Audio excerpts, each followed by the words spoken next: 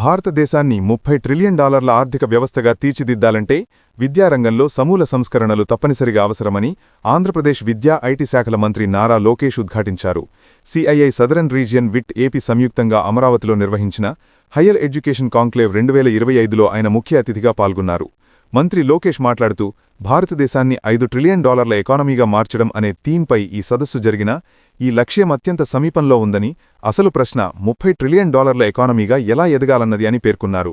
ఆర్థికాభివృద్ధికి మానవ వనరులు, మేధోసంపద మూలస్తంభాలని, ఉన్నత విద్యారంగంలో మార్పులు తీసుకురాకుండా ఈ భారీ లక్ష్యం సాధ్యం కాదన్నారు.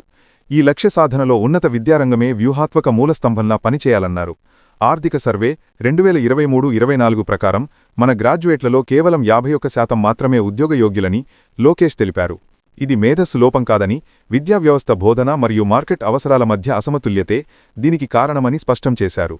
అమీర్పేటలో కేవలం 3 నుండి 4 నెలల శిక్షణతో ఉద్యోగాలు వస్తున్న యువతను ఉదాహరణగా చూపుతూ ఉన్నత విద్యలో డిగ్రీలతో పాటు క్రియాశీల నైపుణ్యాలపై దృష్టి పెట్టాలని పిలుపునిచ్చారు.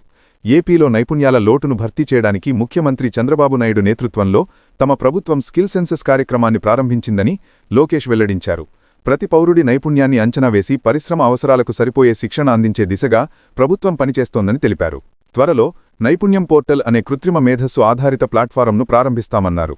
గత 17 నెలల్లో ఆంధ్రప్రదేశ్కు $120 బిలియన్ పెట్టుబడులు వచ్చాయని, రాబోయే సదస్సులో మరో $120 బిలియన్ పెట్టుబడులు రానున్నాయని తెలిపారు. 2029 నాటికి $1 ట్రిలియన్ పెట్టుబడులు రాష్ట్ర లక్ష్యమని వెల్లడించారు.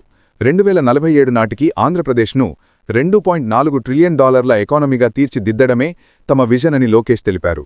Curriculum to career, research and innovation, digital నైపుణ్యాలు, అంతర్జాతీయీకరణ, ప్రాంతీయ సమతుల్యత అనే 5 అంశాలపై దృష్టి సారించి విద్యారంగంలో సంస్కరణలు తీసుకురావాలని లోకేష్ సూచించారు.